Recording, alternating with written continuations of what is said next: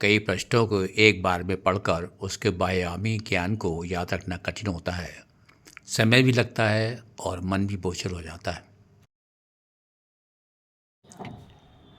इस समय अध्ययन करने वाले इस विस्तृत पाठ को छोटे छोटे भागों में पढ़ना पसंद करते हैं, जहां उन्हें कम समय में ही सटीक और विस्तृत जानकारी मिल जाए। इन्हीं आवश्यकताओं को देखते हुए अनेक प्रयास किए गए कि किस प्रकार मूल ज्ञान की संक्षिप्त जानकारी पढ़ने वालों को मिल सके। साइकोलॉजिस्ट ने अपने अध्ययन के आधार पर पाया कि यदि सूचनाओं को छोटे छोटे टुकड़ों में अध्ययन किया जाए तो इसका काफ़ी लाभ मिलता है। इसी आधार पर माइक्रो टीचिंग का शिक्षा के क्षेत्र में प्रयोग प्रारंभ हुआ। माइक्रो लर्निंग एक त्वरित वितरण प्रणाली की तरह कार्य करती है, जिसमें मिनटों में ही संक्षिप्त गहन जानकारी प्राप्त की जा सकती है। माइक्रो लर्निंग टेक्निक्स में आधुनिक संचार एवं इलेक्ट्रॉनिक माध्यम जैसे ई लर्निंग, वीडियोज़, AI आधारित तकनीकी का प्रयोग होता है। माइक्रो लर्निंग द्वारा सूचनाओं और ज्ञान की विस्तृत, गहन एवं नवीनतम जानकारी उपलब्ध कराई जाती है।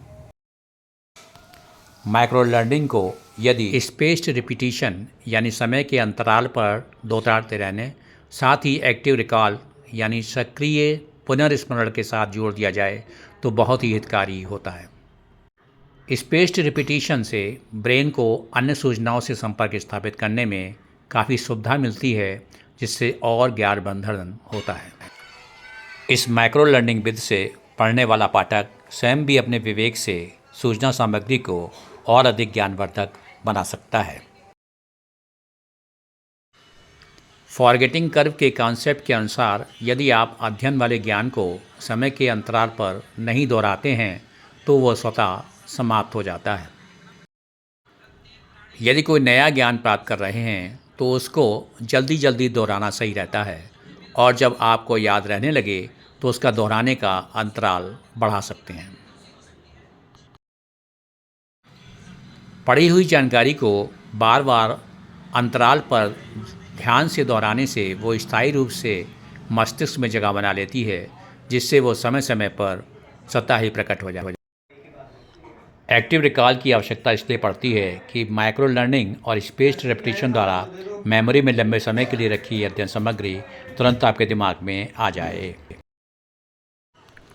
एक्टिव रिकॉल की क्षमता को बढ़ाने के लिए याद की गई अध्ययन सामग्री को ओपन एंडेड प्रश्नों के माध्यम से आंसर्स देने की प्रैक्टिस से इसको सक्रिय रखा जा सकता है।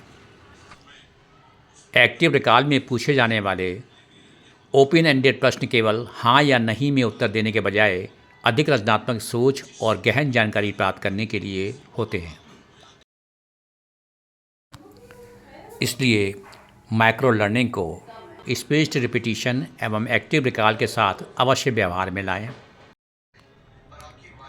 इन तीन तकनीक के एक साथ जोड़कर पढ़ने से यह निश्चित है कि इससे आपकी ज्ञान प्राप्त करने की क्षमता कम समय में ही बहुत बढ़ेगी और सटीक यादगार बनाए रखने में मदद करेगी। यदि आपको ये वीडियो पसंद आया हो उसको शेयर करें, और यदि अभी तक आपने हमारे चैनल को सब्सक्राइब नहीं किया है तो अवश्य सब्सक्राइब कर दें।